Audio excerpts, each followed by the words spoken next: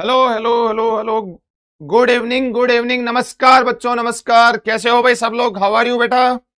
क्या हाल चाल? क्या हाल चाल है जी? शाम का नमस्कार। बिल्कुल जी, आपको भी शाम का नमस्कार। Good evening, good evening. आ जाइए एक बार बच्चों, फटाफट सब लोग जुड़ जाइए, फिर हम लोग आगे की कहानी जो है आज की वो स्टार्ट करेंगे। हम्म। प्रणाम जी, प्रणाम, बिल्कुल प्रणाम। राधे राधे जी, राधे राधे, शुभ संध्या। आ जाइए बच्चों, सभी को, सभी आ जाइए एक बार फटाफट, सभी जुड़ जाओ बच्चों, मेरे प्यारे प्यारे रसगुल्लो। आ जाओ एक बार सभी लोग। खमा गणिसा, खमा गणी, बिल्कुल। फटाफट जुड़ जाइए एक बार, फिर आज का सेशन शुरू किया जाएगा। बेहतरीन। कल तो मजा आ गया। हाँ जी। मिनरल न्यूट्रिशन में कैसा मजा आया है भाई? बताओ।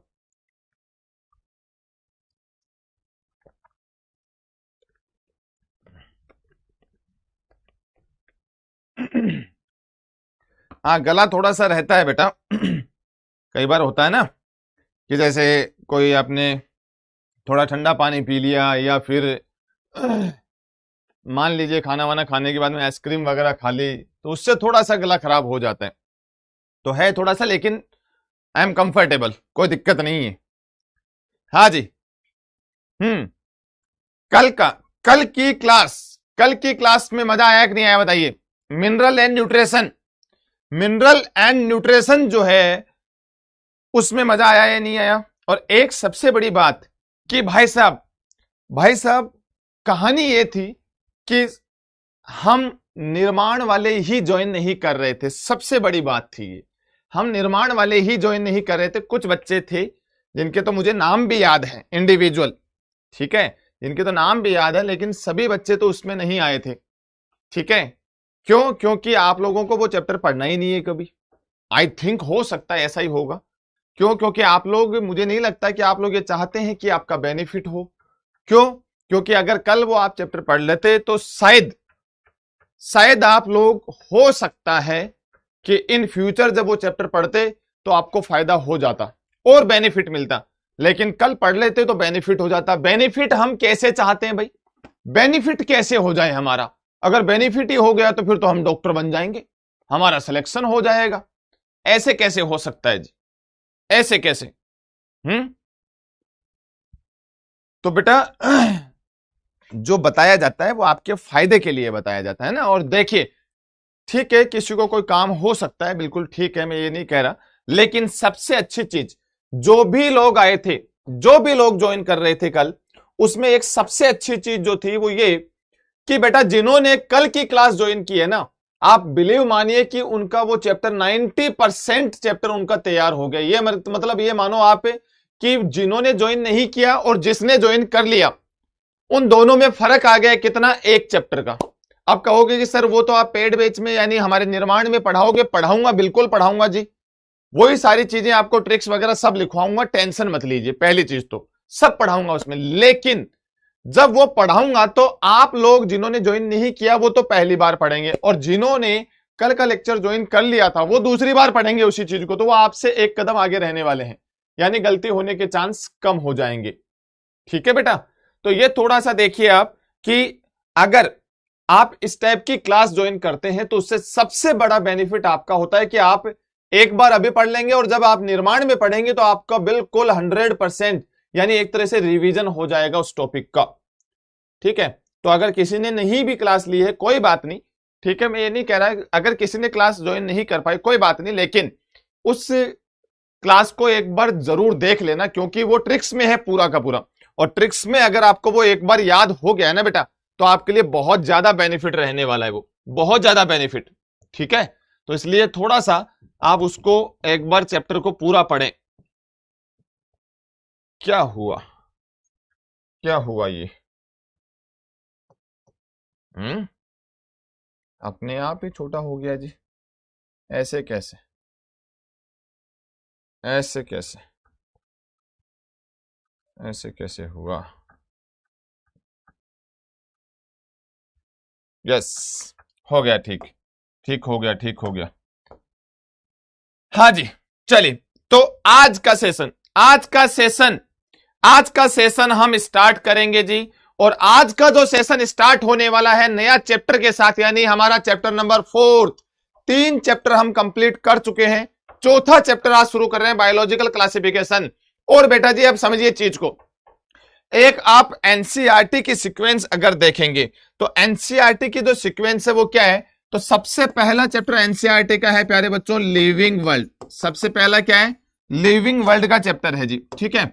अब देखो ये कि लिविंग वर्ल्ड का जो चैप्टर है, ये क्या हो रहा है, कंट्रोल क्यों आ रहा है भाई, किसका कंट्रोल कर रहा है ये? हम्म, हाँ, पता नहीं, ठीक है, लिख तो रहा ही ये। हाँ, तो अब देखिए हम जो यहां पर बात कर रहे हैं, क्या हो गया इसको, 1 मिनट रुकिए, 1 मिनट में इनको बुलाता हूं, कुछ गड़बड़ है। 1 मिनट है ना बेटा, 1 मिनट वेट करना बस।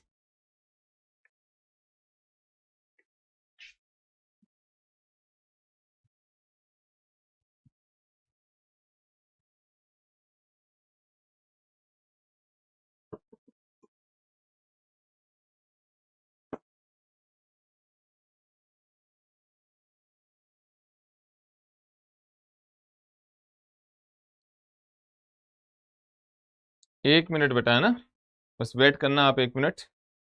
ये थोड़ा सा गड़बड़ है इसमें, शायद कुछ सेटिंग चेंज हुई है, तो मैं एक बार उनको बुला लेता हूँ ना।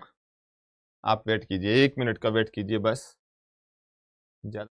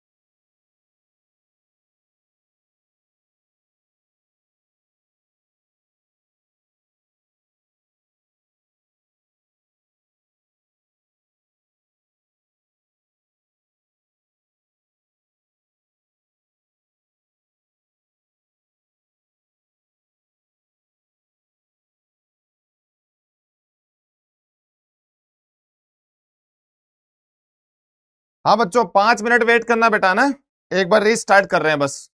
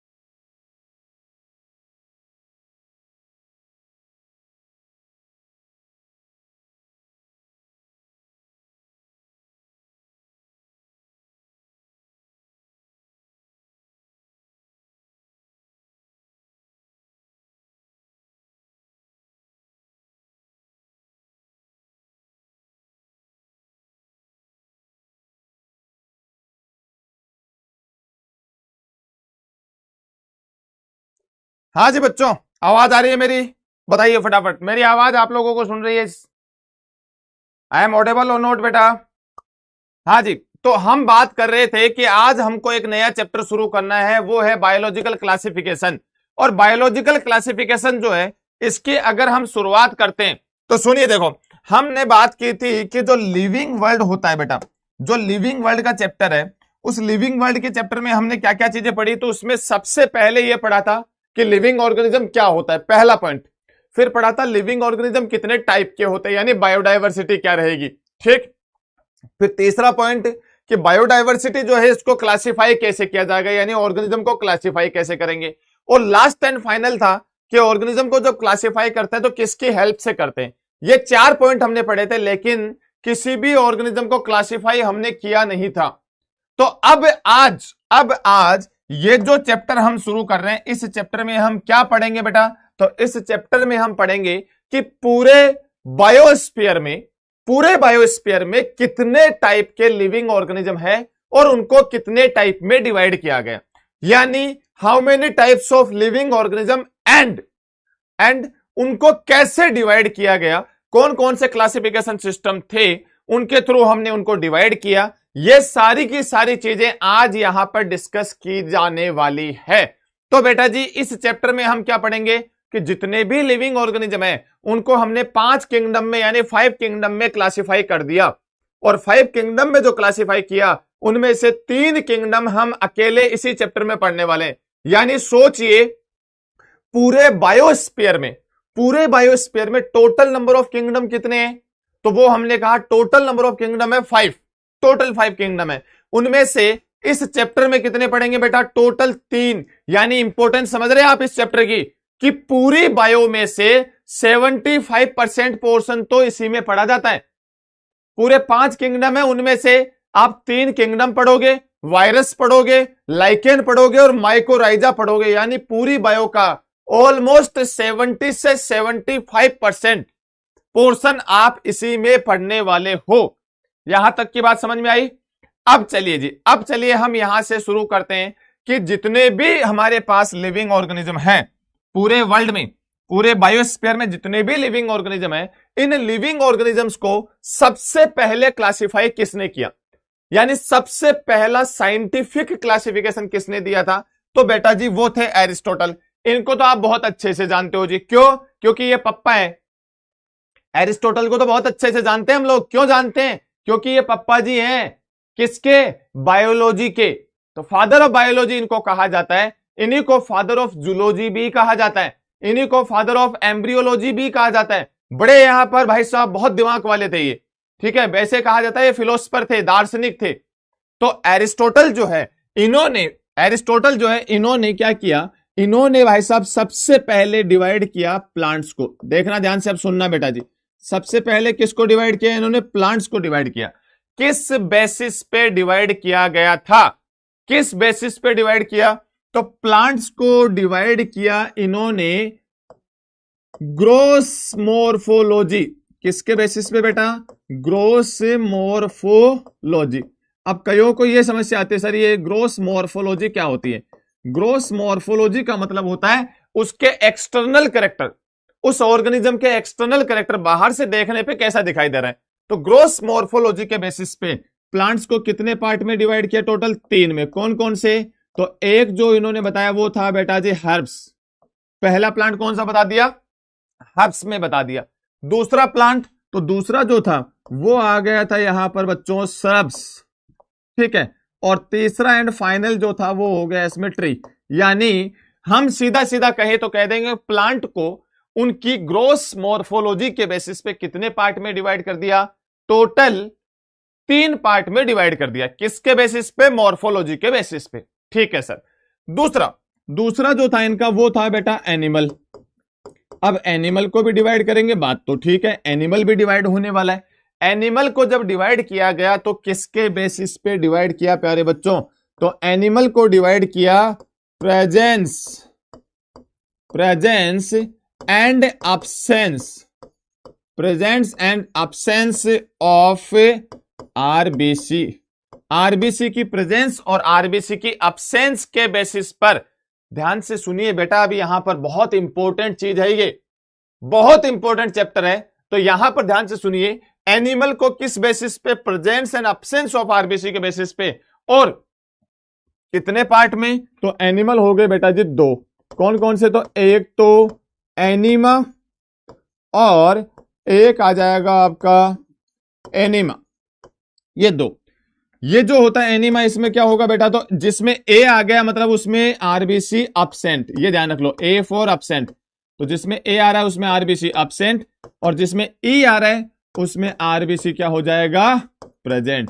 ये सबसे पहला क्लासिफिकेशन था लिविंग ऑर्गेनिजम्स का, कि आरबीसी प्रेजेंट है तो उसको बोलेंगे एनिमा, और अगर अब्सेंट है तो बोलेंगे एनिमा, और प्रेजेंट है तो बोलेंगे इनिमा, ठीक है। और प्लांट को कितने पार्ट में डिवाइड किया, 3 में, किस बेसिस पे, मॉर्फोलॉजी के बेसिस पे। तो मैं यहां पर ये कह सकता हूं क्या, कि ये सबसे पहला साइंटिफिक अटेम्प्ट था, ठीक है। तो एरिस्टोटल क्लासिफिकेशन जो, इसको क्या बोला जाएगा, first scientific attempt of organism classification. मतलब सीधी सीधी कहानी क्या हुई बच्चों, सीधी सीधी कहानी ये हुई कि किसी भी ऑर्गेनिज्म को पहली बार साइंटिफिकली डिवाइड करने का जो फर्स्ट अटेम्प्ट जो था वो किसने किया, एरिस्टोटल ने किया। आई थिंक आपको ये बात समझ में आ गई, कैसे डिवाइड किया, ये कहानी भी क्लियर हो गई। ये तो थी एरिस्टोटल की बात। अब एरिस्टोटल के बाद में क्या हुआ, एरिस्टोटल के बाद में आया बेटा टू किंगडम क्लासिफिकेशन, ठीक है। टू किंगडम क्लासिफिकेशन किसने प्रपोज किया, तो टू किंगडम क्लासिफिकेशन प्रपोज किया गया था बाई कैरोलस लीनियस। ये लीजिए, कैरोलस लीनियस ने इसको प्रपोज किया था। और वैसे भी देखो, लीनियस की जो चीजें थी ना वो दो से रिलेटेड ज्यादा थी, जैसे टू किंगडम प्लान दो से रिलेटेड है, ऐसे आप कहते हो बाइनोमियल नोमेनक्लेचर, तो वो भी टू से रिलेटेड है। इसका मतलब है कि अपने को यह ध्यान रखना, टू से रिलेटेड ज्यादातर चीजें कैरोलस लीनियस से रिलेटेड मानी जाएगी। और एक और यहां मजेदार चीज देखिए, क्या, वो ये कि ये जो कैरोलस लीनियस है ना, ध्यान से सुनना, अब बहुत मजेदार चीज है ये। कैरोलस लीनियस जो है, इनका, वापस बोल रहा हूं मैं, कैरोलस लीनियस जो है, एक्चुअली में इनका नाम कैरोलस लीनियस नहीं था। कैरोलस लीनियस का एक्चुअल नाम था कॉर्न वॉन लिने। क्या नाम था, कॉर्न वॉन लिने। और इस कॉर्न वॉन लिने में टोटल नंबर ऑफ कंपोनेंट्स कितने बच्चों, तो वो हो गए टोटल 3। कॉर्न वॉन लिने 3 कंपोनेंट है। और दूसरे पॉइंट ऑफ व्यू से अगर देखा जाए तो कैरोलस लीनियस ने बाइनोमियल नोमेनक्लेचर दिया। तो मतलब ये तो वो वाली बात हो गई कि पूरे वर्ल्ड के जितने भी एनिमल और जितने भी प्लांट हैं उनका नोमेनक्लेचर तो कर दिया 2 कंपोनेंट्स के अकॉर्डिंग, और खुद का नाम जो है वो कितने के अकॉर्डिंग है, 3 कंपोनेंट के अकॉर्डिंग है। इसीलिए फिर उन्होंने अपना नाम चेंज किया, कॉर्न वॉन लिने से क्या बना लिया, कैरोलस लीनियस बना लिया उन्होंने। तो इसलिए इनका नाम फिर चेंज हो गया कैरोलस लीनियस। तो इसलिए हो सकता है कुछ पुरानी जो बुक्स हैं उनके अंदर आपको उनका पुराना नाम भी लिखा हुआ मिल जाए, कॉर्न वॉन लिने। तो कंफ्यूज नहीं होना है जी, ठीक है, यहां तक क्लियर। अब कैरोलस लीनियस क्या कहते हैं जी, तो कैरोलस लीनियस जो है वो हमको ये समझाने की कोशिश कर रहे हैं कि देखिए जितने भी ऑर्गेनिज्म है इनको हम 2 पार्ट में डिवाइड करेंगे, ठीक है, 2 पार्ट में डिवाइड कर देते हैं। 2 पार्ट में डिवाइड करेंगे तो कौन कौन से, तो देखिए उन्होंने कहा कि एक ऑर्गेनिज्म जो है ये तो होगा प्लांट, ठीक है। तो यहां लिख देते हैं कि जो पहला ऑर्गेनिज्म है जो डिवाइड किया इन्होंने वो तो कौन सा है बेटा जी, प्लांट। एक तो प्लांट हो गया।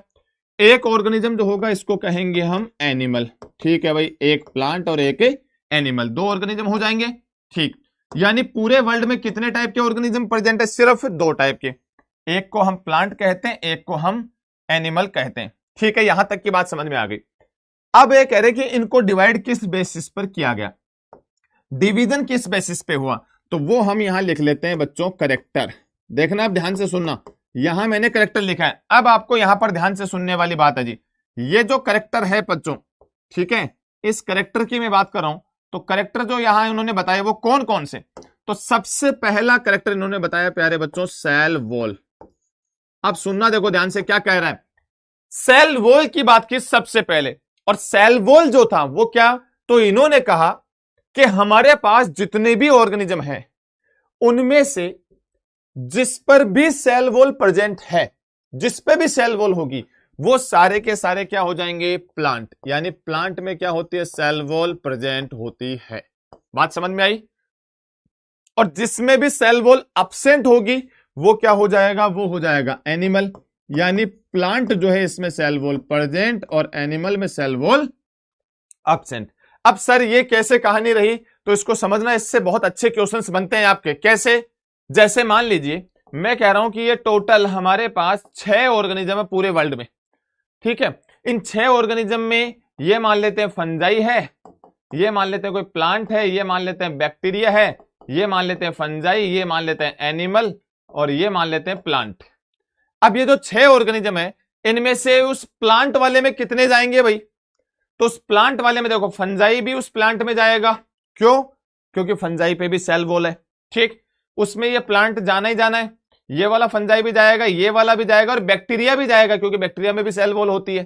तो भाई साहब आपको एक बात समझ में आई कि जिस भी ऑर्गेनिज्म में सेल वॉल है वो सारे के सारे किसके अकॉर्डिंग होंगे, वो प्लांट में आएंगे। क्यों, क्योंकि सेल वॉल है, और कैरोलस लिनियस क्या कहता है, सेल वॉल वाले सारे के सारे प्लांट होते हैं, और जिसमें सेल वॉल नहीं है वो सारे के सारे वो हो जाएंगे एनिमल। तो आपको यह बात समझ में आ रही है क्या, कि अगर मान लीजिए आपसे पूछ लिया जाता है कि कैरोलस लिनियस के अकॉर्डिंग बैक्टीरिया कौन से ग्रुप का मेंबर है, बताइए। अगर पूछे कैरोलस लिनियस के अकॉर्डिंग बैक्टीरिया कौन से ग्रुप का मेंबर है, तो हम क्या बताएंगे, बैक्टीरिया में सेल वॉल है, इसका मतलब प्लांट है। फंजाई कौन से ग्रुप का मेंबर है, तो फंजाई में भी क्या है, सेल वॉल है, इसका मतलब वो भी प्लांट हो जाएगा। आई थिंक ये बात क्लियर हो गई।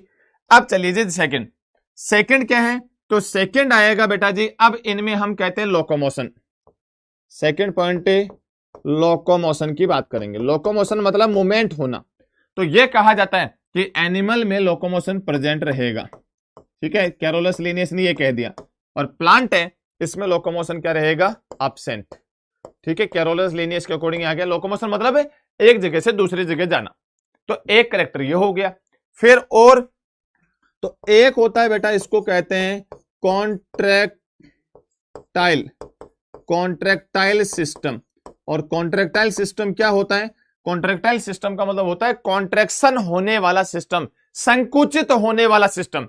तो कॉन्ट्रैक्टाइल सिस्टम इन्होंने कहा एनिमल में तो होता है जी प्रेजेंट, ठीक है, इनकी बॉडी में कॉन्ट्रैक्टाइल सिस्टम होता है, लेकिन प्लांट में ये होता है प्यारे बच्चों एब्सेंट। ये लीजिए एक कैरेक्टर ये आ गया, ठीक है सर, ये बात भी समझ में आ रही है। तो मतलब सेल वॉल की बात आ गई, लोकोमोशन की बात आ गई, कॉन्ट्रैक्टाइल सिस्टम की बात आ गई, और क्या कैरेक्टर हो सकता है, और क्या कैरेक्टर रहेगा भाई इसमें, तो एक कैरेक्टर जो इसमें और आता है उसको क्या कहते हैं अपन, तो जो नया कैरेक्टर आता है उसको कहते हैं यहां पर अब कि वो आपके आएगा इसमें कॉन्शियसनेस। वो क्या रहेगा, कॉन्शियसनेस।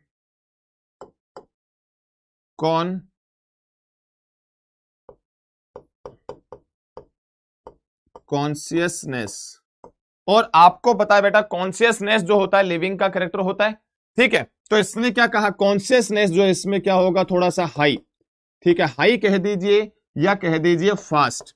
यानी इसमें कॉन्शियसनेस थोड़ा फास्ट होता है, रिप्लाई फास्ट करता है। और एनिमल जो है, सॉरी प्लांट जो इसमें कॉन्शियसनेस क्या होगा बेटा, स्लो, ठीक है, या कह दो लो होता है, ये कह दीजिए। यानी कॉन्शियसनेस प्रेजेंट दोनों में है, कॉन्शियसनेस प्रेजेंट दोनों में होगा, लेकिन हम कह सकते हैं कि प्लांट में कम होता है थोड़ा, या कह दो स्लो होता है, यानी रेस्पॉन्स धीरे आता है, और एनिमल में रेस्पॉन्स क्या होता है, फटाफट आ जाता है। तो कॉन्शियसनेस है दोनों में, लेकिन इसमें स्लो और इसमें हाई, ठीक है सर, ये बात भी समझ में आ गई। ये बात अगर आपको समझ में आ गई है तो लास्ट एंड फाइनल वो क्या रहेगा, तो वो आ जाएगा आपके न्यूट्रिशन, ठीक है। अब न्यूट्रिशन जो है ना बेटा, इसमें ध्यान से सुनना, न्यूट्रिशन किससे रिलेटेड, तो हमारे कैरोलस लिनियस साहब जो है ये क्या कहते हैं, लिनियस साहब ये कहते हैं कि एनिमल जो है ना वो तो खाना खाते हैं, एनिमल खाना खा रहा है, खाना खा रहा है मतलब क्या लिख दूं मैं इसको? ईटिंग लिख दूं क्या? Yes and no? Yes sir, इसको ईटिंग लिख सकते हैं कि ईटिंग करता है जी। और ये ईटिंग क्या हो जाएगी यहां पर? तो यहां ईटिंग एब्सेंट रहने वाली होती है, ये लीजिए। ठीक है, न्यूट्रिशन में सिर्फ इतना बताया कि वो खाना खाएगा या नहीं खाएगा। ये कहानी किसकी रही है आपकी? ये कहानी हो गई प्यारे बच्चों यहां पर प्लांट और एनिमल की। और इनमें से सबसे ज्यादा इंपॉर्टेंट पॉइंट कौन सा? तो सबसे ज्यादा इंपॉर्टेंट पॉइंट जो है वो रहेगा इसमें कौन सा? वो रहेगा सेल वॉल का। ये ध्यान रखना, सेल वॉल। हाँ शिवानी बेटा, इसमें हिट्रोट्रोपिक ऑटोट्रोपिक के बारे में नहीं बताया ना। गलत बात, बिल्कुल गलत बात। गलत बात नहीं करनी, गलत बात नहीं करेंगे जी हम। क्यों? क्योंकि इसने हिटोट्रोपिक ऑटोट्रोपिक के बारे में नहीं बताया था। यहां पर क्यों कह रहा हूं मैं? वो इसलिए कह रहा हूं क्योंकि ये इसकी एक कमी थी, कैरोलस लिनियस की एक कमी थी कि इसने ऑटोट्रोपिक हेटरोट्रोपिक के बारे में नहीं बताया था। इसने सिर्फ ये कहा कि भाई साहब खाना खाएगा या खाना नहीं खाएगा। इसने ये नहीं कहा कि वो खाना बनाता है या नहीं बनाता। फर्क समझ रहे हो दोनों में? फर्क समझ रहे हो? समझ रहे हो फर्क? क्या बोलो फटाफट, क्या फर्क समझ रहे हो? क्या फर्क समझ रहे हो?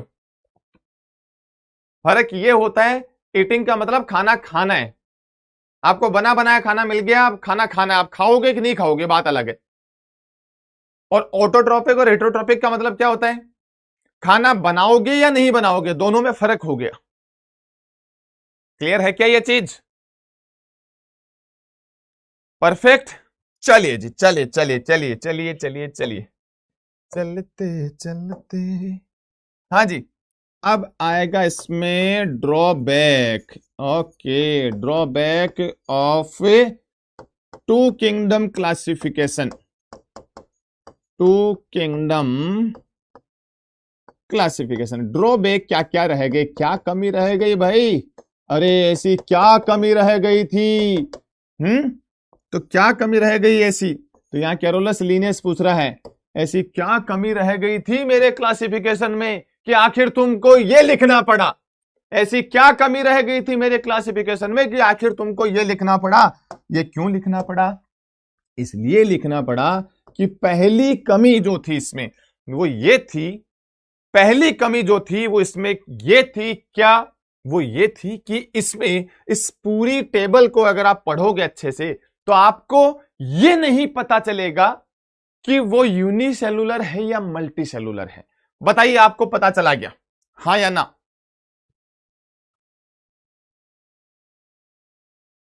बताइए जल्दी से, क्या आपको इसमें यह पता चला कि यूनिसेलुलर कौन सा है और मल्टी सेलुलर कौन सा है? Yes and no? नहीं है? चले आगे।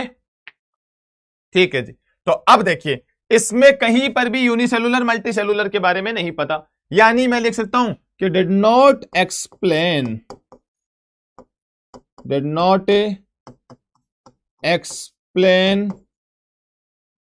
About body complexity. Did not explain about body complexity. और बॉडी कॉम्प्लेक्सिटी का मतलब क्या होता है बेटा? Unicellular and multi cellular. Unicellular और मल्टी सेलुलर के बारे में नहीं बताया जी इन्होंने। ये इनकी एक कमी रह गई थी। ठीक है, अब दूसरी कमी क्या है? दूसरी कमी क्या है जी, वो पढ़ते हैं। दूसरी कमी क्या दिख रही है आपको? कि कहीं पर भी आपको यह पता चल रहा है क्या कि प्रोकैरियोटिक कौन सा और यूकैरियोटिक कौन सा इनमें से? पता चला क्या? नहीं, प्रोकैरियोटिक यूकैरियोटिक के बारे में भी नहीं पता चल रहा। इसका मतलब है सेकंड क्या आ जाएगा इसका? तो didn't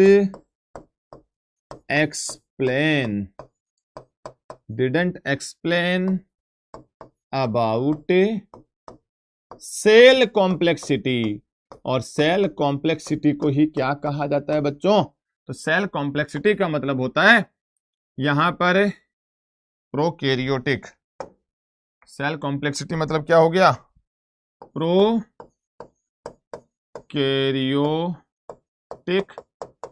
and and eukaryotic, prokaryotic and eukaryotic, इसके बारे में नहीं पता चला। और लास्ट एंड फाइनल एक कमी और है। क्या कमी है?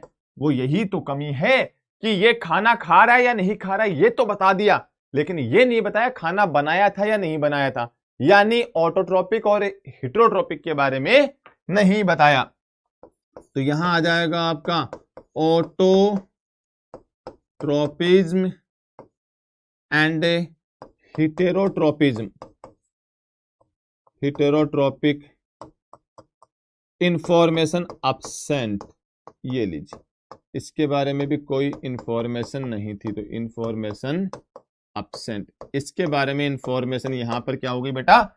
absent थी। ये 3 कमियां रह गई थी, यानी किंगडम क्लासिफिकेशन तो है 2, ठीक है, कि 2 क्लासिफिकेशन है, यहां पर 2 किंगडम बनाए, लेकिन कमियां कितनी रहेगी? देखो, क्लासिफिकेशन के अकॉर्डिंग किंगडम तो बने 2, कमी रह गई 3। फटाफट रिवाइज कर लो एक बार जल्दी से, तुरंत प्रभाव से, फिर आगे बढ़े।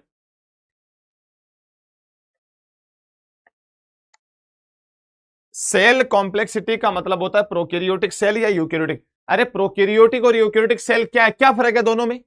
प्रोकैरियोटिक सेल में यूकैरियोटिक सेल में क्या फर्क है ये बताओ? प्रोकैरियोटिक में बेचारे के पास कुछ होता ही नहीं है, और यूकैरियोटिक जो है वो पूरी की पूरी भरी हुई होती है। तो हम क्या बोलते हैं? प्रोकैरियोटिक सेल है सिंपल टाइप की, यूकैरियोटिक सेल है कॉम्प्लेक्स टाइप की। यानी सेल की कॉम्प्लेक्सिटी का मतलब क्या? प्रोकैरियोटिक और यूकैरियोटिक। बॉडी की कॉम्प्लेक्सिटी क्या होती है कि हमारी बॉडी एक सेल से बनी है या बहुत सारी सेल से बनी है। अगर एक सेल से बनी है तो हम बोल देंगे वो यूनिसेलुलर है, सिंपल सा है। बहुत सारी सेल से बनी है तो बोल देंगे मल्टी सेलुलर है, यानी कॉम्प्लेक्स है। क्लियर है? यहां तक क्लियर हुई क्या? बोलो।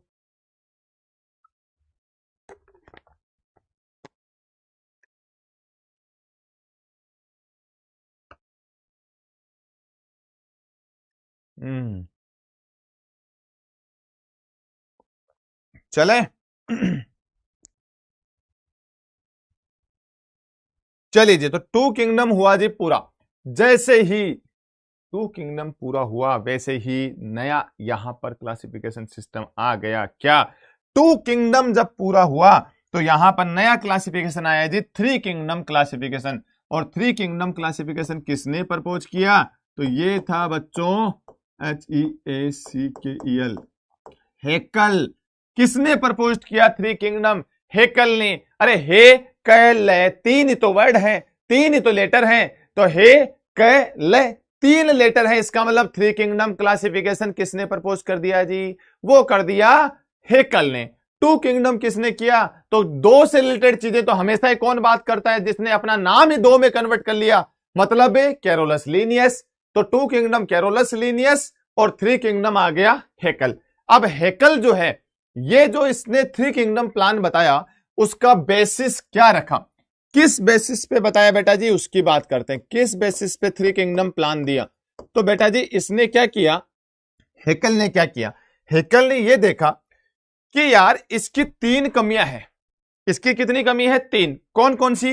एक तो ये बॉडी कॉम्प्लेक्सिटी के बारे में नहीं बता रहा, एक ये सेल कॉम्प्लेक्सिटी, और एक ये ऑटोट्रोपिक और हेटरोट्रोपिक। तो ये क्या करेगा, ये यहां पर क्या करने वाला है, इसकी एक कमी को पूरा कर देगा। हेकल क्या करने वाला है? एक कमी को पूरा कर देगा। कौन सी कमी को पूरा करेगा? कौन सी कमी पूरा की जाएगी? तो बेटा यहां पर जो कमी पूरी करने वाला है, इसने क्या बनाया? इसने बना दिया प्रोटिस्टा ग्रुप। और प्रोटिस्टा जो होता है वो यूनिसेलुलर ग्रुप होता है, यानी इसने यूनिसेलुलर मल्टीसेलुलर, यानी इसने किस बेसिस पे रखा बच्चों? Body complexity. किस बेसिस पे डिवाइड किया? बॉडी कॉम्प्लेक्सिटी कह दीजिए, या यूनिसेलुलर एंड मल्टीसेलुलर के बेसिस पर। यूनिसेलुलर एंड मल्टीसेलुलर के बेसिस पर इसने 3 किंगडम क्लासिफिकेशन डिवाइड किया। और कौन कौन से यहां पर, तो वो यहां पर कौन कौन से किंगडम बने? तो भाई साहब एक नया किंगडम बना दिया, वो तो था प्रोटिस्टा। क्या था? प्रोटिस्टा। ठीक है। और पहले से क्या प्रेजेंट था? तो पहले से प्लांट तो हुआ ही करता था, ये लीजिए, और एनिमल पहले से था ही, तो अब ये क्या कह रहा है, ये कह रहा है कि ये दोनों तो हैं यहां पर क्या, ये दोनों तो है मल्टी सेलुलर, ठीक है, और ये क्या हो जाएगा, ये हो जाएगा बच्चों यहां पर यूनिसेलुलर।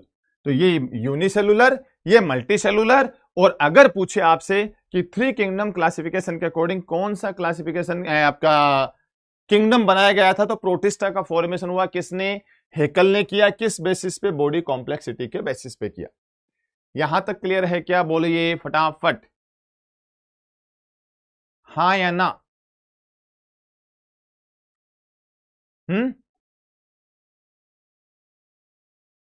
यहां तक क्लियर हो गया थ्री किंगडम क्लासिफिकेशन।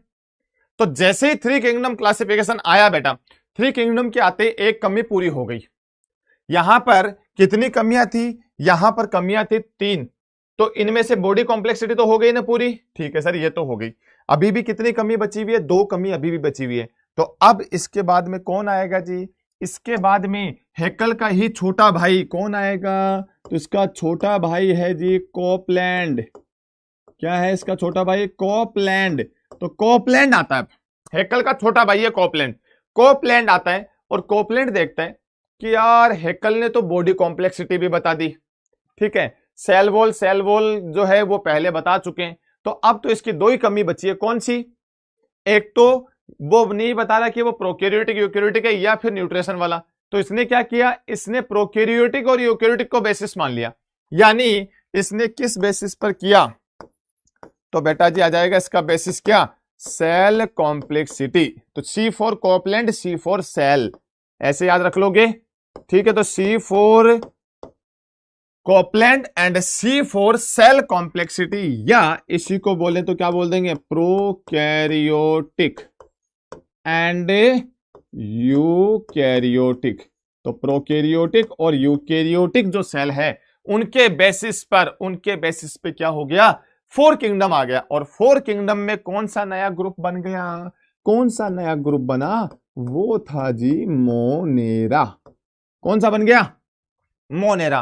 और पहले से कौन था, अरे तुम लोग समझते भी नहीं हो यार, अरे कोपलैंड वास्तव में इसका हेकल का छोटा भाई नहीं था बे, कोपलैंड वास्तविक रूप से छोटा भाई नहीं था, मैं तो वैसे ही आपको बता रहा हूं। आप लोगों ने इसको रियल में छोटा भाई मान लिया है कि दोनों एक ही, दोनों जो हैं इनके दोनों के एक ही पेरेंट थे। अरे रियल में छोटा भाई नहीं था भाई, वो तो वैसे बात करने के हिसाब से बता दिया मैंने। हाँ, तो मोनेरा के बाद में दूसरा प्रोटिस्टा। कईयों ने तो कह भी दिया हाँ जी इन दोनों के मम्मी पापा एक ही थे, प्रोटिस्टा फिर प्लांट और फिर एनिमल। ये लीजिए ये यहां तक की बात क्लियर हुई। अब क्या होगा, अब हम कह रहे हैं कि भाई साहब ये जो तीनों है ना, ये तीनों तो होंगे कैसे, यूकैरियोटिक। ये तीनों तो कैसे हैं, यूकैरियोटिक होते हैं। और ये क्या है यहां पर, ये हो जाएगा इसमें प्रोकैरियोटिक। तो मतलब प्रोकैरियोटिक जो है वो सारे के सारे किसमें आ गए, मोनेरा में, और सारे के सारे यूकैरियोटिक बाकी तीनों में रहेंगे। यहां तक क्लियर, ठीक है। चले आगे। अब देखिए जी, अब आएगा 5 किंगडम। तो अब देखिए 5 किंगडम किसने प्रपोज किया, तो 5 kingdom plan proposed by Whittaker. ये तो सब लोग जानते हो, व्हिटेकर ने प्रपोज किया था। अब व्हिटेकर साहब जब आए, तो व्हिटेकर साहब जब आए यहां पर, तो हुआ क्या, उन्होंने देखा यार 2 किंगडम क्लासिफिकेशन जो था इसकी 3 कमियां थी जी। हाँ जी 3 कमी थी। इनमें से बॉडी कॉम्प्लेक्सिटी तो कौन पूरी कर गया, वो तो बता गया हेकल, ठीक। फिर सेल कॉम्प्लेक्सिटी तो C4 सेल और C4 कौन हो जाएगा, कोपलैंड, ये बता गया कोपलैंड। तो बच क्या गया अब अकेला, अब बच गया ये ऑटोट्रोपिक या हेटेरोट्रोपिक, यानी mode of nutrition. Yes and no,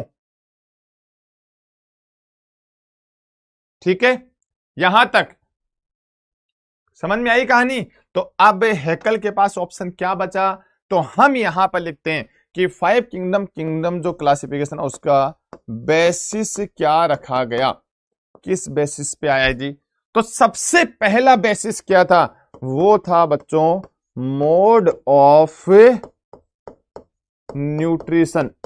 क्या आ जाएगा? सबसे पहला मोड ऑफ न्यूट्रिशन, यानी वो अपना फूड खुद बनाएगा या नहीं बनाएगा, यानी उसको कहें ऑटोट्रोपिक है या हेटेरोट्रोपिक है, इसके बारे में सबसे पहला था। ठीक, फिर मोड ऑफ न्यूट्रिशन के बाद में दूसरा, तो दूसरा बेटा इसने सेल कॉम्प्लेक्सिटी। अब आपको सर सेल कॉम्प्लेक्सिटी तो पहले यूज हो गया था, हाँ यूज हो गया था पहले, ठीक है, यहां यूज हो चुका है, इसने फिर से यूज कर लिया, ठीक है।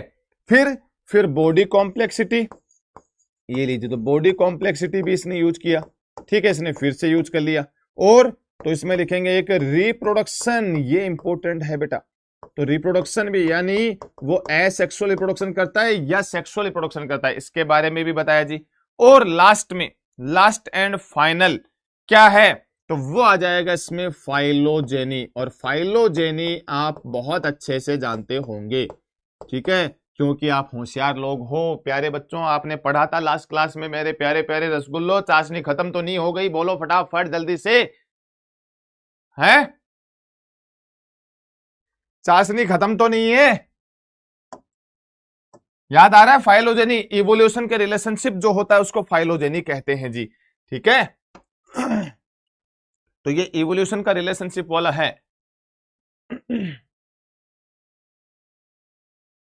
हाँ, ये वही वाली बात है, जली को क्या बोलते हैं? जली को आग कहते हैं, भुजी को राख कहते हैं। जली को आग कहते हैं, भुजी को राख कहते हैं, और इवोल्यूशन का जो रिलेशनशिप होता है उसको फाइलोजेनी कहते हैं। आई बात समझ में या नहीं? बोलो, याद है सबको? चलिए जी, बेहतरीन बेहतरीन, अगर याद है तो बहुत अच्छा, ठीक है। अब चलिए जी, अब ये तो हो गए बेटा जी इनके बेसिस। इनके बेसिस जब कंप्लीट हो जाते हैं तो कौन कौन से किंगडम है?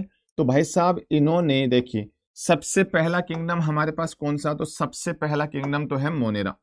सबसे पहला, ओहो, सबसे पहला किंगडम कौन सा है हमारे पास? तो वो आ जाएगा आपके मोनेरा। तो यहां लिख देता हूं मैं, सबसे पहला किंगडम मोनेरा का है जी, ठीक है। मोनेरा के बाद में सेकंड किंगडम क्या आएगा? तो सेकंड किंगडम जो है इसको हम क्या कहते हैं? प्रोटिस्टा। तो प्रोटिस्टा आ गया। और यहां पर इन्होंने कौन सा किंगडम बनाया था बेटा? इन्होंने बनाया था फंजाई। ये लीजिए, तो इन्होंने फंजाई किंगडम बना दिया, ठीक। और आगे हमारे पास दो कौन से हैं? तो एक प्लांट है और एक एनिमल, यानी 5 किंगडम क्लासिफिकेशन में कौन से किंगडम का फॉर्मेशन किया गया था? तो 5 किंगडम के अंदर फंजाई ग्रुप का फॉर्मेशन हुआ था, ठीक है। यहां तक क्लियर है? हाँ जी, अंशु जी को बहुत बहुत शुभकामनाएं आज जन्मदिन की। आप ऐसे ही जीवन में आगे बढ़ते रहें और हमारा और आपके पेरेंट्स का नाम रोशन करते रहें। आपको बहुत बहुत शुभकामनाएं, wish U a very happy birthday. चलिए जी, आ जाइए, अब वापस आ जाओ, फटाफट आओ तुरंत यहाँ पर, ज्यादा बातें नहीं करनी, बहुत बातें करते हो यार तुम, है ना, बहुत बातें करते हो। इधर सुनो, तो ये 5 किंगडम थे, और इन 5 किंगडम को कैसे क्लासिफाई किया जाता है? आप देखिए, स्पीड से पढ़ाता हूं, देखो फटाफट। ये 5 किंगडम, इनको कैसे क्लासिफाई करेंगे? सबसे पहला, सेल की कॉम्प्लेक्सिटी। सबसे पहले सेल की कॉम्प्लेक्सिटी, यानी प्रोकैरियोटिक होगा या यूकैरियोटिक होगा? तो हमको पता है मोनेरा होता है प्रोकैरियोटिक। यस यस यस, ये प्रोकैरियोटिक है। तो बाकी सारे के सारे क्या कहलाएंगे? बाकी सारे के सारे कहलाएंगे यहां पर ये प्रोकैरियोटिक, तो ये यूकैरियोटिक। ये लीजिए, सबसे पहला डिफरेंस आप लोग सब जानते हैं बहुत अच्छे से। चलिए जी, बहुत बढ़िया, आगे बढ़ते हैं अब, ठीक है। आगे बढ़ते हैं तो आता है नेक्स्ट, बॉडी की कॉम्प्लेक्सिटी। और बॉडी की कॉम्प्लेक्सिटी को हमारी सरल भाषा में कहा जाता है कि वो यूनिसेलुलर है या मल्टी सेलुलर है। और यूनिसेलुलर या मल्टी सेलुलर, यूनिसेलुलर या मल्टी सेलुलर जो होता है उसमें देखिए बेटा जी, मोनेरा और प्रोटिस्टा दोनों यूनिसेलुलर है। मजेदार चीज, यूनिसेलुलर है। कौन कौन? प्रोटिस्टा और मोनेरा। तो मैं ये कह सकता हूं क्या, मोनेरा जो है वो prokaryotic unicellular, protista eukaryotic unicellular? Yes and no, yes and no बोलिए फटाफट तुरंत। क्लियर है? तो यहां पर प्रोटिस्टा जो है वो यूनिसेलुलर यूकेरियोटिक, मोनेरा है प्रोकैरियोटिक, यूनिसेलुलर। अब देखो भाई साहब, अब देखो यहां पर एक चीज सीखने वाली, क्या चीज सीखने वाली ये है कि फंजाई जो है ना, ये फंजाई होता है बेटा जी मल्टी सेलुलर। ठीक है, यहां लिखिए तो फंजाई, और ये तीनों ही कैसे हो जाएंगे, तो हमने कहा ये तीनों ही मल्टी सेलुलर होते हैं। ठीक है जी, बात तो बिल्कुल ठीक बात है, मल्टी सेलुलर होते हैं। अब अगर ये तीनों मल्टी सेलुलर है बेटा, सुनना ध्यान से, ये तीनों मल्टी सेलुलर है, तो ये बताओ इवोल्यूशन में पहली बार मल्टी सेलुलर कहां बनना शुरू हुआ। इवोल्यूशन में पहली बार मल्टी सेलुलर कहां बनना शुरू हुआ, तो वो बनना शुरू हुआ जी फंजाई में। ध्यान से सुनना, अब आप यहां फंजाई में पहली बार मल्टी सेलुलर बना। इससे पहले कोई मल्टी सेलुलर था क्या, नहीं सर। और तो जब नंबर ऑफ सेल बहुत ज्यादा नहीं थी, ठीक है, यहां कहें तो मोनेरा में कितनी सेल है, यूनिसेलुलर है तो एक, प्रोटिस्टा भी यूनिसेलुलर है तो एक की सेल मिलेगी, यानी इन दोनों में एक एक सेल ही प्रेजेंट है। और जब एक ही सेल होती है तो टिश्यू बन सकता है क्या, ये बताओ मुझे, क्या टिश्यू बन सकता है क्या, नहीं बन सकता सर। इसका मतलब ना तो मोनेरा में टिश्यू है और ना प्रोटिस्टा में टिश्यू है। लेकिन फंजाई में देखिए मल्टी सेलुलर आ गया, और मल्टी सेलुलर आ गया, इसका मतलब फंजाई में टिश्यू बनेगा। हाँ जी सर, टिश्यू बनेगा, बिल्कुल बनेगा। लेकिन लेकिन लेकिन पहली बार टिश्यू बन रहा है, पहली बार, पहली बार, हाँ जी, तो पहली बार यहां पर टिश्यू बन रहा है। और पहली बार जो टिश्यू बनता है वो कैसा बनता है, यहां पर वो बनता है जी लूज टिश्यू। सर ये लूज टिश्यू क्या होता है, यानी प्रिमिटिव टाइप का टिश्यू होता है। क्यों, क्योंकि जो पहली बार यहां पर टिश्यू बनेगा, जो पहली बार टिश्यू बनेगा वो प्रिमिटिव टाइप का होगा, यानी फंजाई में पहली बार टिश्यू बना वो लूज टिश्यू था, प्रिमिटिव टाइप का टिश्यू था। तो फिर प्लांट पे जैसे ही मैं गया, तो प्लांट में टिश्यू क्या हो गया, थोड़ा सा और डेवलप, और थोड़ा सा और डेवलप हुआ तो प्लांट में टिश्यू कैसा आ गया, तो प्लांट में आ जाएगा टिश्यू सिस्टम। आप लोग पढ़ते हो एनाटॉमी में, टिश्यू सिस्टम होता है, एपिडर्मल टिश्यू सिस्टम होता है, या कह दो आपके जो वेस्कुलर टिश्यू सिस्टम होता है, ग्राउंड टिश्यू सिस्टम होता है। तो टिश्यू सिस्टम बनना शुरू हो गए। और एनिमल पे जब हम गए तो एनिमल में क्या हुआ, एनिमल में थोड़ा सा डेवलपमेंट और हो गया, और थोड़ा सा और डेवलपमेंट हुआ तो इसका मतलब आगे आगे क्या बन गया, तो आगे बन गया जी ऑर्गन सिस्टम। क्या बन गया, ऑर्गन सिस्टम का फॉर्मेशन हो गया। बताइए जी, ये कहानी क्लियर हुई क्या आपको, जल्दी बोलो फटाफट।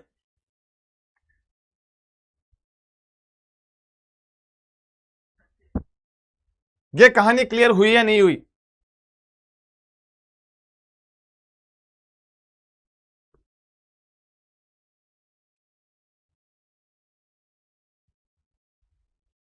यहां तक क्लियर है क्या, हाँ या ना। क्या गाते हैं सर, सर क्या गाते हैं, गाने गाते हैं और क्या गाते हैं। सर आपको मैसेज किया था पर आपने देखा नहीं, देखा पर रिप्लाई नहीं किया। बेटा वो मेरे टेलीग्राम वगैरह जो है ना, वो कुछ हैंडल करते हैं कुछ लोग, तो हो सकता है उन्होंने देख लिया होगा। तो मैं जब भी उन देखता हूं तो रिप्लाई कर देता हूं, टेंशन मत लीजिए, ठीक है। हाँ, हो जाएगा आपका रिप्लाई, हो जाएगा जब भी, क्योंकि बेटा इतने सारे मैसेजेस होते हैं ना, इतने सारे, तो हो सकता है कहीं स्किप हो गए हो। It may be possible, I accept it. मैं ये नहीं कह रहा हूं कि आप लोगों का मैसेज था या मैंने रिप्लाई कर दिया या मैं देखा नहीं, हो सकता है, इट मे बी पॉसिबल, क्योंकि इतने सारे मैसेजेस होते हैं, आप लोग समझिए, तो हो सकता है स्किप हो गया। और अगर कभी ऐसा लगता है तो आप एक बार वापस से रिमाइंड कर दीजिए उस चीज को, है ना। गॉट इट, हाँ जी। अब चलिए नेक्स्ट, सेल कॉम्प्लेक्सिटी हो चुका है, बॉडी कॉम्प्लेक्सिटी हो चुका है, तो अब हम बात करेंगे यहां पर न्यूट्रिशन की। ठीक है, न्यूट्रिशन का करेक्टर, और न्यूट्रिशन के करेक्टर यानी मोड ऑफ न्यूट्रिशन की मैं बात कर रहा हूं। तो बेटा जी अब आपको समझना है यहां पर मोड ऑफ न्यूट्रिशन क्या रहने वाला है। तो मोड ऑफ न्यूट्रिशन जो होता है इसमें वो क्या रहेगा, तो वो हम यहां पर कहते हैं मोड ऑफ न्यूट्रिशन में कि मोनेरा जो होता है ना बेटा, इस मोनेरा में सुनिए ध्यान से, मोनेरा जो है, इस मोनेरा में क्या होगा, इस मोनेरा में हम ये कहते हैं कि इसके अंदर कुछ ऑर्गेनिज्म होते हैं जो तो अपना फूड खुद बना लेते हैं, जैसे साइनोबैक्टीरिया, साइनोबैक्टीरिया होते हैं। तो साइनोबैक्टीरिया जो है वो तो अपना फूड जो है वो खुद बना लेते हैं, ठीक। लेकिन बहुत सारे बैक्टीरिया ऐसे होते हैं जो अपना फूड नहीं बनाते जी। तो अब बताइए हम क्या लिखें, इसमें तो फूड बनाने वाले भी हैं और फूड नहीं बनाने वाले भी हैं, इसीलिए हमने क्या लिखा कि मोनेरा जो है इसमें ऑटोट्रोपिक भी होते हैं, ठीक है। तो ऑटोट्रोपिक भी प्रेजेंट और हिटेरोट्रोपिक भी होते हैं, दोनों ही होते हैं बेटा जी इसमें। तो ऑटोट्रोपिक और हिटेरोट्रोपिक दोनों ही कंडीशन इसमें प्रेजेंट रहेगी। अब बात करें प्रोटिस्टा, प्रोटिस्टा में क्या आएगा, प्रोटिस्टा जो है इसमें क्या आएगा, तो प्रोटिस्टा में बेटा आपको पता है जो डाइएटम्स वगैरह आते हैं, डाइएटम है, डाइनोफ्लेजिलेट है, ये सारे यूग्लिना है, ये तो फूड बना लेते हैं। लेकिन स्लाइम मोल्ड आता है वो फूड नहीं बनाता सर, बिल्कुल नहीं बनाता, ठीक है। तो अब इसमें भी क्या हुआ, दोनों कंडीशन, और उसमें प्रोटोजोआ आता है प्रोटिस्टा में, वो भी फूड नहीं बनाता। तो मतलब यहां पर भी दोनों कंडीशन है, प्रोटिस्टा में भी क्या होगा, तो ये फूड बनाता भी है यानी ऑटोट्रोपिक भी है और हिटेरोट्रोपिक भी है जी। ये लीजिए ऑटोट्रोपिक और हिटेरोट्रोपिक दोनों होंगे, ठीक है। ये बात क्लियर हुई। अब नेक्स्ट क्या होगा, फंजाई। फंजाई में क्या होगा, तो फंजाई जो होता है बच्चों ये प्योरली हिटेरोट्रोपिक होता है। कैसा होगा, हिटेरोट्रोपिक, तो ये हिटेरोट्रोपिक मिलेगा। प्लांट, तो प्लांट जो होता है बेटा ये ऑटोट्रोपिक, मोस्टली ऑटोट्रोपिक है, ठीक है। प्लांट में, हाँ अब कोई बोलेगा सर प्लांट में भी तो कुछ हिटेरोट्रोपिक हो सकते हैं, हाँ जी बिल्कुल हो सकते हैं, लेकिन डोमिनेंट बात की जाती है। मोस्ट ऑफ द कैसे होते हैं, तो मोस्ट ऑफ द ऑटोट्रोपिक होते हैं इसलिए, जबकि प्लांट में तो इंसेक्टिवोरस भी होते हैं, प्लांट के अंदर सेप्रोफाइटिक मृतोपजीवी भी प्लांट होते हैं, ठीक है। लेकिन अब मोस्ट ऑफ द कैसे होते हैं, ऑटोट्रोपिक, इसलिए मैंने ऑटोट्रोपिक लिखा। और एनिमल में क्या होगा, तो एनिमल जो है बेटा इसमें क्या होगा, तो हम कहते हैं एनिमल हिटेरोट्रोपिक होते हैं जी। ये मेन एग्जांपल है इनमें, यहां तक की बात समझ में आई। अब हम लिखें इनके एग्जांपल्स, क्या क्या एग्जांपल्स हो सकते हैं जी, तो एग्जांपल लिखें। देखो तो बैक्टीरिया, मोनेरा में क्या जाएगा, तो हम लिखते हैं मोनेरा में मोस्टली तो होते हैं बेटा जी बैक्टीरिया, तो बैक्टीरिया आ जाता है। एक हम पढ़ते हैं ब्लू ग्रीन एल्गी, एक हम पढ़ते हैं माइकोप्लाज्मा, ठीक है। ये सारे के सारे एग्जांपल किस में आते हैं, मोनेरा में आते हैं, ठीक है भाई। अब ठीक है, अब क्या होगा, अब हम क्या बोलेंगे, प्रोटिस्टा।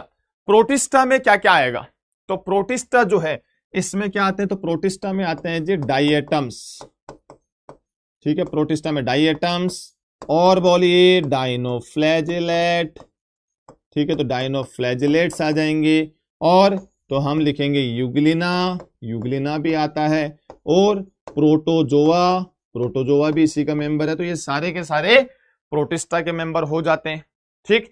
आगे डिटेल में पढ़ना है, इनको टेंशन मत लीजिए, पूरा पढ़ाऊंगा डिटेल से, मजा आने वाला है, ठीक है। फंजाई में मिनरल न्यूट्रिशन में आया था कि नहीं आया था, ये बताओ, आया था ना। जितने भी मिनरल से याद हुए कि नहीं हुए, कि ना कर मोहब्बत मैग्नीशियम से फिर मन जलेगा, नाना पाटेकर मांगे मोबाइल, ठीक है, कल फिर से मैगी बनाएंगे, मन से कल फिर मैगी बनाएंगे, बताया था सब चीजें। तो वही सेम चीज इनमें, बस ऐसा ही है, कुछ टेंशन नहीं लेने का, बताया था ना। टेंशन अपने पास टेंशन का काम नहीं है, यहां पर टेंशन वाले काम नहीं है जी, यहां पर मस्त रहना, आराम से मस्त रह के पढ़ाई करेंगे, ठीक है। जितना याद होगा वो यहीं के यहीं याद होगा, अरे जो याद करेंगे वो यही के यही इसी क्लास में ही याद करेंगे, घर पे तो एक बार रिवाइज करना है बस हमको, और क्या करना है बताओ, ज्यादा टेंशन थोड़ी ना लेना है, ठीक है।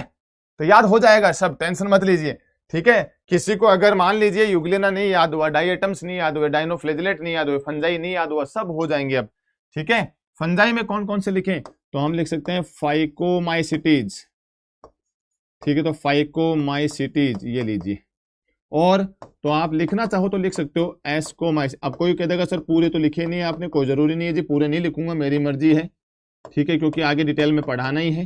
तो बेसिडियोमाइसिटीज, ठीक है, कुछ एग्जांपल लिख रहा हूं यहां पर।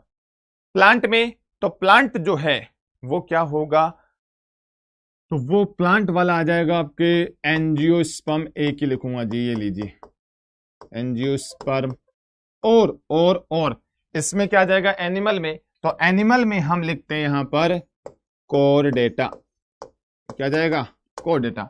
और मैंने लिखे नहीं है सब एग्जांपल, सिर्फ और सिर्फ यहां पर कुछ बेसिक एग्जांपल लिखे, ये हो गया आपका 5 किंगडम प्लान भी पूरा समाप्त। यहां तक देख लीजिए फटाफट तुरंत प्रभाव से, जल्दी से। हाँ, कौन पी के वाला बताऊं? कौन पी के शराब, कौन पी के शराब, मांगे कैल्शियम फेरस मोर, बट मुझे नहीं जाना कल कॉलेज। हाँ हाँ, आनंद मुग्धम हरे हरे, कल मुझे नहीं जाना कॉलेज। ये था जी। चलिए फटाफट फटाफट इसको याद कीजिए जल्दी से और आगे बढ़िए।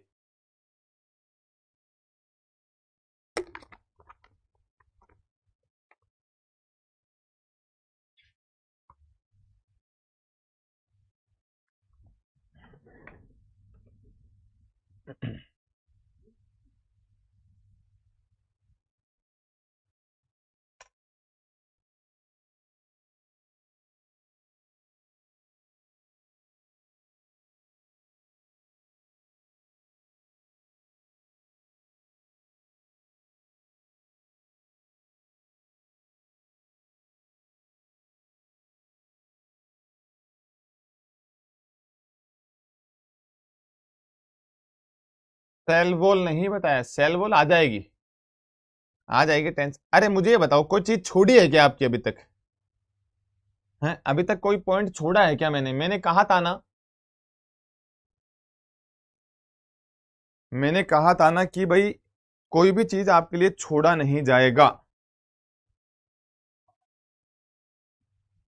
ठीक है, वो मुझे पता है कौन सी चीज कब बतानी है, उसके अकॉर्डिंग अपने आप बता दूंगा मैं। ठीक है ना, कि सेल वॉल क्या है क्या नहीं है वो सब। ठीक है ना, सेल वॉल किसकी बनी होती है किसकी नहीं बनी होती है वो पूरा बता दूंगा। और वैसे वैसे जो ये बोल रहे हैं ना, उनको पहले तो जब मैंने सेल वाले चैप्टर में सेल वॉल पढ़ाया था ना, वो देख लेना चाहिए उनको, वहां पढ़ा चुका हूं मैं। बात समझ में आ रही है कि नहीं आ रही लाला? बात समझ में आ रही है? समझ रहे हो? समझ रहे हो विनोद? सेल वॉल जब सेल वाले चैप्टर में पढ़ाया था ना, वे तब पूरा पढ़ा चुका हूं, देख लेना एक बार, कॉपी खोल के अपनी नोट्स खोल के देख लेना, उसमें सारे लिखवाए, लिस्ट बनवाई हुई है, इसीलिए बनवाई थी, वो यहां काम आएगी। अब उसको खोल के और एक बार यूटिलाइज कर लेना, ठीक है ना? हाँ, कोई चीज छोड़ते नहीं है हम यहां। मेरे को पता है कौन सी चीज मुझे कब बतानी है, वो अपने आप बता दूंगा मैं। ठीक है जी,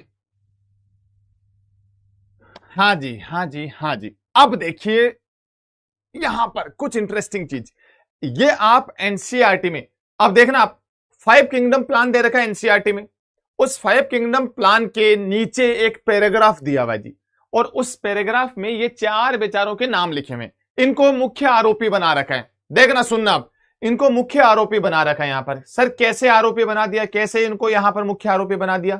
तो एनसीईआरटी में उस पैराग्राफ के अंदर, एनसीईआरटी में उस पैराग्राफ के अंदर क्या लिखा हुआ है समझिए ध्यान से। तो वो पैराग्राफ क्या कहता है, क्या कहता है जी वो पैराग्राफ? वो पैराग्राफ कहता है कि ये जो क्लोरेला और क्लेमाइडोमोनास है, क्लोरेला और क्लेमाइडोमोनास है, ये कौन से ग्रुप के मेंबर होते हैं? तो ये बेटा जी कहा गया है कि ये आते हैं आपके प्लांट में। कौन से किंगडम में आते हैं? प्लांट किंगडम में आते हैं। ठीक, और ये दोनों किस में आते हैं? ध्यान से सुन लेना, पूरा कंफ्यूजन दूर कर रहा हूं आप लोगों का, नहीं तो वो आपको समझ में नहीं आएगा, वो पैराग्राफ समझ में नहीं आएगा, कंफ्यूजन हो जाएगा, इसलिए पूरा बता रहा हूं। क्लोरेला और क्लेमाइडोमोनास, सी और सी, ये दोनों को कहां रखा गया? वो आ गया आपके प्लांट के अंदर।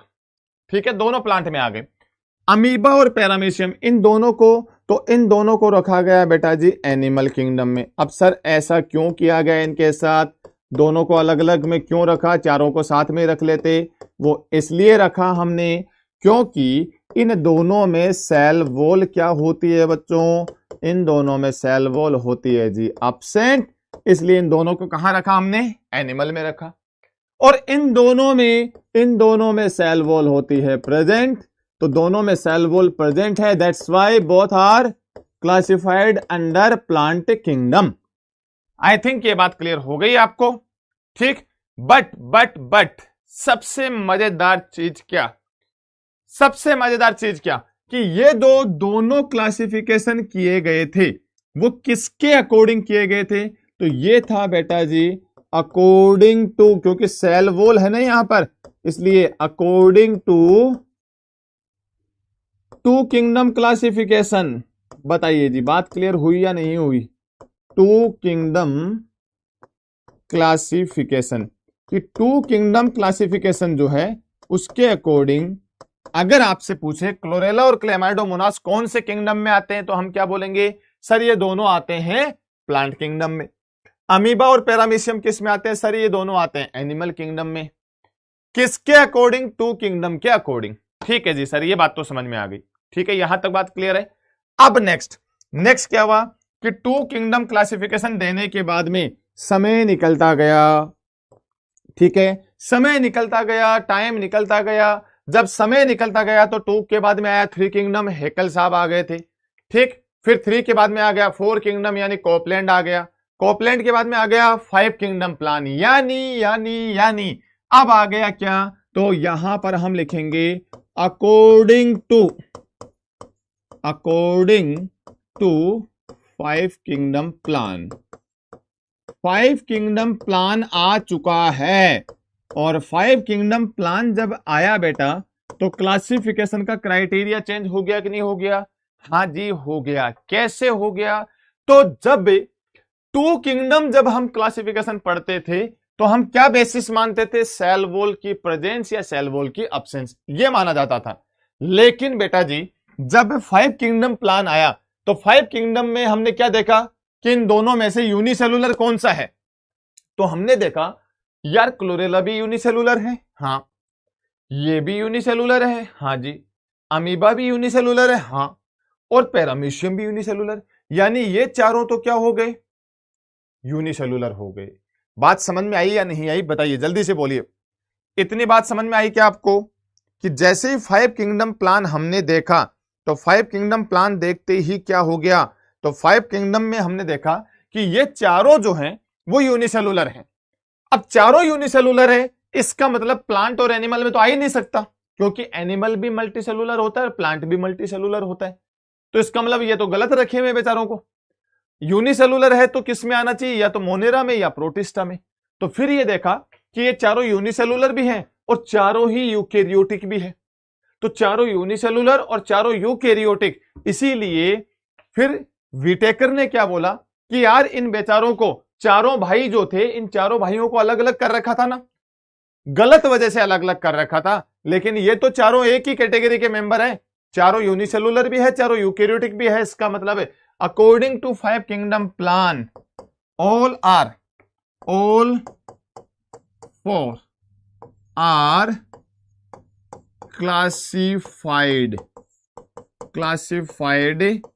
under protista. बोलिए जी बात समझ में आई या नहीं आई, जल्दी बोलिएगी। ये कहानी समझ में आई या नहीं आई, जल्दी से बोलिए फटाफट। Yes and no.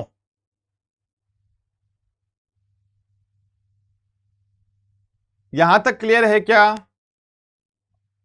कि पहले टू किंगडम के अकॉर्डिंग ये दोनों प्लांट के मेंबर, ये दोनों एनिमल के मेंबर, लेकिन फाइव किंगडम के अकॉर्डिंग क्या कर दिया हमने, चेंज। और जब चेंज हुआ यानी क्लासिफिकेशन का क्राइटेरिया चेंज हुआ, इसीलिए ये चारों अब किस में आने लग गए, ये चारों आने लग गए अब प्रोटिस्टा ग्रुप के अंदर। क्लियर हुई बात या नहीं? कोई कंफ्यूजन है क्या? कोई कंफ्यूजन है क्या इसमें? नहीं है ना प्यारे बच्चों? चलो आगे चलिए जी, तो आगे बढ़ते हैं अपन सिक्स किंगडम प्लान। ठीक है, लेकिन घड़ी की सुई तो बज चुकी है जी, घड़ी की सुई इशारा कर रही है कि आपकी क्लास का टाइम हो चुका है। तो सिक्स किंगडम प्लान हम करेंगे फिर कल शुरू, आज हम यहीं तक करेंगे। ठीक है, आज हम यहीं तक करेंगे। क्या हुआ बेटा जी, प्लांट किंगडम में क्लोरेला को तो एल्गी में क्यों पढ़ते हैं, तो एल्गी क्या होता है, प्लांट ही तो होता है बे। ठीक है, तो आज का हम यहीं तक करेंगे कंप्लीट, क्योंकि नेक्स्ट क्लास का टाइम हो रहा है। ठीक है, बाकी जो बचा है सिक्स किंगडम प्लान, ये पढ़ने के बाद में हम कल की क्लास में मोनेरा किंगडम स्टार्ट कर देंगे। ठीक है, मतलब कल हमारा ये हो जाएगा, सिक्स किंगडम प्लान भी हो जाएगा और उसके बाद में हम मोनेरा